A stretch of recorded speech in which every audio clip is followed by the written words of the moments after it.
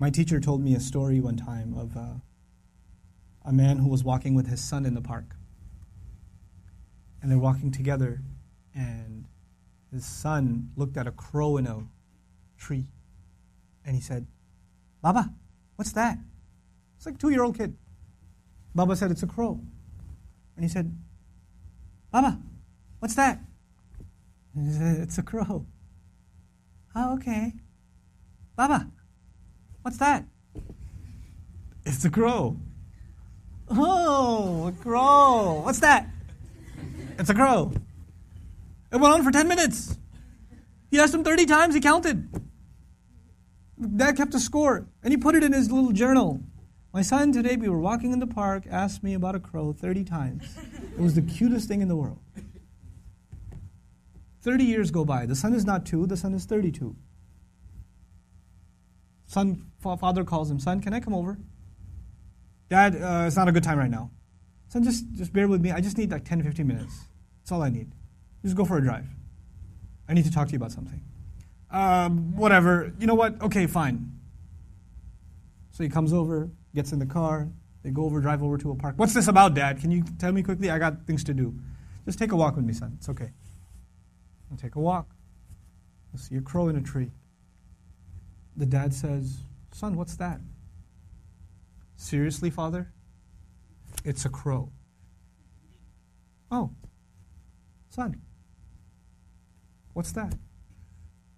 "Is this a game? I have things to do, okay? It's a crow. You can't see? I just got you new glasses last month. Why is this happening to me? Dad, why are you so difficult? I don't understand what the problem is. Just tell me what you really want.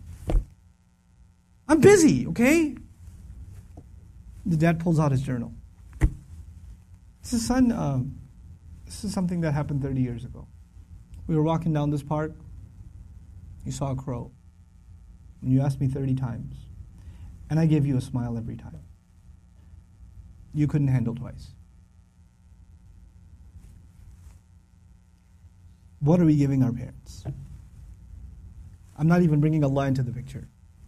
The fact that Allah mentioned Himself and then mentioned His parents is, you think about that. But what have they done for us and what have we done for them? What have we done for them?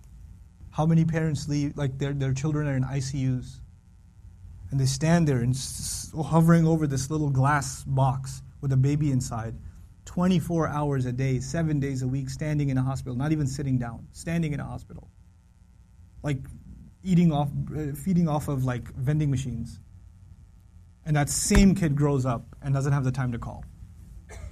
That same kid. You know? How many mothers almost died giving birth? Almost died giving birth. And now it's so difficult to respond to her call. Or to just give her just a couple of minutes a day. Just let her feel a little important. You know how unfair that is, that you were the most important thing to them and they are so insignificant to you? How unfair that is? You know? They carry that pain with them every day, that I am nothing to my children. I mean nothing to them, I'm worthless to them. You know, they have no time for me. When something is worth something to you, it gets your time. Most of you at this age, you want to just get away from your parents. You just want to be with your friends. You want to be on your own. You just don't want to be with your parents. You know? You develop this crooked habit now, and it will only get worse over time. Our parents have very, very, very strong emotions. They're very protective of us. For them, you won't know this until you become a parent. For them, it doesn't matter when you turn 60, you're still their baby. They still remember changing your diaper. They still remember feeding you milk. They still remember burping you and cleaning up after you peed in the back seat. They still remember that. You don't remember that, they remember that. My son won't remember that. I was like, I gotta go. Then all of a sudden he stops complaining. I'm like, oh. Time to roll down the windows.